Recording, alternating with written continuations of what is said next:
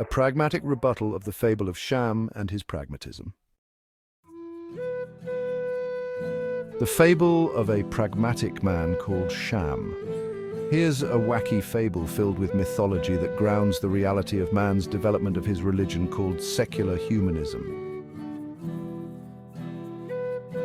There once was a creature called man. This man-creature somehow became so proudly smitten with his ability to call himself an animal that he failed to even notice that none of the other different kinds of creatures noticed, or even cared to label themselves as animals themselves. This fact emboldened the man.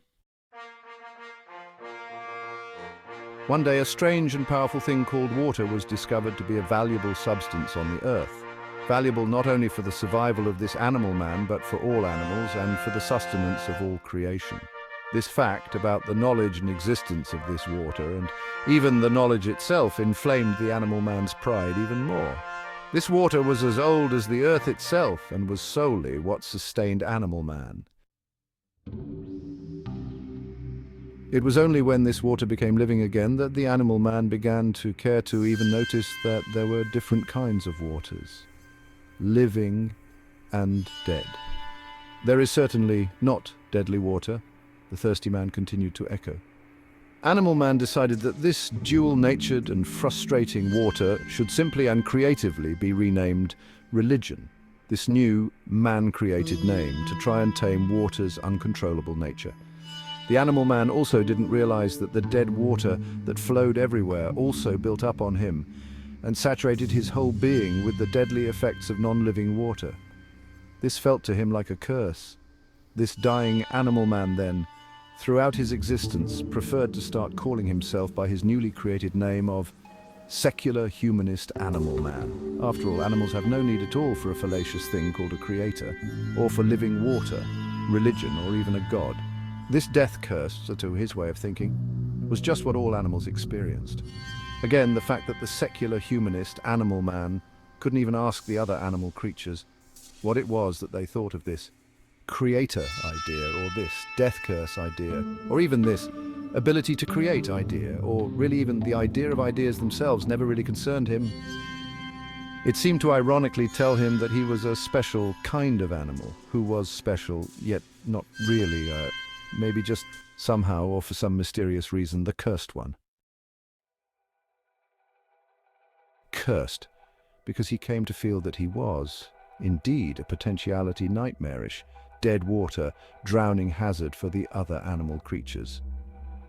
Cursed for himself because now he even found himself giving to animal man some disturbing kinds of differing classifications and hierarchies. Cursed, he thought, because of his propensity not to be open-minded or broad-minded, and even weirdly cursed somehow, he thought, for holding in his own very creative hands the future of the entire planet. But what would it, or what could it be, that really cursed him? Or where even did this idea of a curse even come from? Secular humanist animal man seemed uninterested in that answer. This mysterious curse was then creatively renamed by him as just simply some kind of a mystery, this new name, mystery, in order to gain control and mastery over it. Now it was more convenient to have only this mystery that the secular humanist animal man had to learn how to deal with. He never really noticed that the other creatures that somehow weirdly produced him through evolution never had to deal with this mystery. But the secular humanist animal man, from now on to be called SHAM, somehow felt that that phenomenon was only because he were some kind of special yet non-special creative animal creature, a floating speck of dust in an unexplainable eternal universe created out of randomness and time and out of another animal creature. This great duplicitous mystery greatly perplexed SHAM. But then, one day, SHAM decided to, once and for all, take full control of and mastery over this frustrating dual-natured thing called water.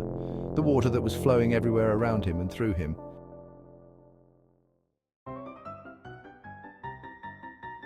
So as SHAM figured he was developing so smartly into an ever wiser, broader-minded, A more artistic thinking and creative kind of animal man, he created for himself a bathtub to finally contain and control this frustrating, duplicitous water that was everywhere. Or, so he thought. Sham then, throughout the years, so often became all too happy, bathing in and sloshing around in his bathtub filled with dead water.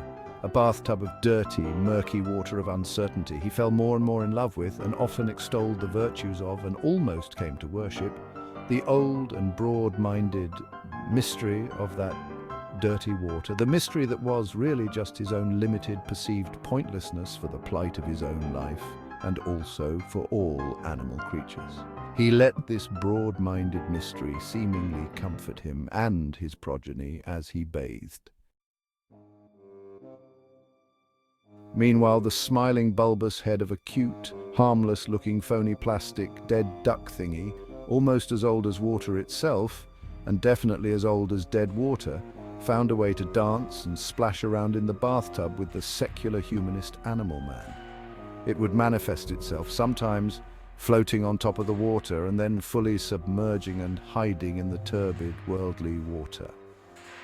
When it would pop back up again, its cold, dead eyes and alluring, phony, painted smile would cutely and coyly attract Sham to reach out and grab it. Sham would then give to it a self-satisfying, self-loving little squeeze of its turgid, squeaky body. But little did Sham know that underneath the murky, worldly water, this dead rubber duck continued to insidiously spew out or dispense even more of that hopeless, holy, broad-minded, dirty water mystery that Sham loved so much. This deadly pollution occurring with every aesthetically pleasing, bombastic quack-quack producing squeeze. Sham, for whatever mysterious reasons, even teaches his children not to stand up in the tub and activate the streams of that old living water that Sham himself thinks in a bout of pragmatism that he has already dealt with.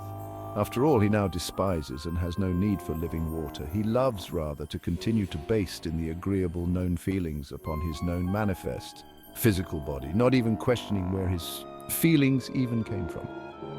Still, he delights in the feeling that he gets from sitting in the stagnant, putrid, turbid water. He feels inspired by listening to and responding to the echoing dead duck's alluring squeaks. This entices his mind more than being cognizant of the potential for something narrow-minded, like having his faithful, non-sensible soul being washed clean. To have the deadly water washed away by the cleansing, narrow-minded, redeeming, poured-out blood shower of the Son of Man. This all seems as narrow-minded foolishness to Sham. He loves being a broad-minded animal man. The secularists, pronounced secularists, I know it's my own made-up word, is an artistic-feeling subset of Sham, who delights in describing and trying to understand and even obsessing over, celebrating the nature of the residue of the filthy, dead duck sludge that collects on the sides of Sham's tub. This mystery, Sham and secularists enjoy more than actually understanding, describing and appreciating the master artistic, delighted, real creator of the very tub itself and the source that is the living water itself. Sham wants to continue to deny the one who created man in his image, the one who delights in his creation, the one who destroys the religious communal commiseration over that broad-minded mystery by giving to mankind narrow-minded certainty and definite purpose for life and our existence, the one creatively rebirthing mankind into his intended sons of God. All of this the delighted one does, while also caring enough to gloriously leave breathtaking testaments to the fact of some of them even written down.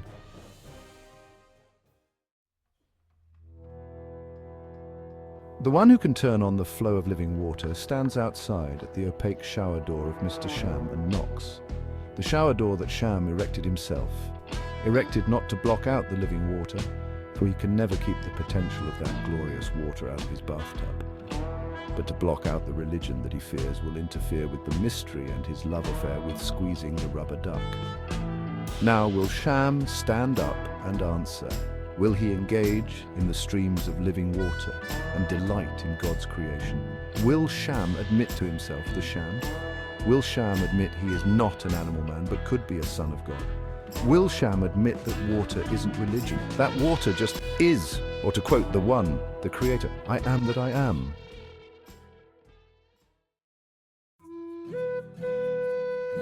One of the morals of this fable is to continue to pray for SHAM and the secularists to stop delighting over the dead duck's attractive-sounding squeaks. For we know that that is definitely part of a purpose that is more than just some strangely comforting and mysterious feeling.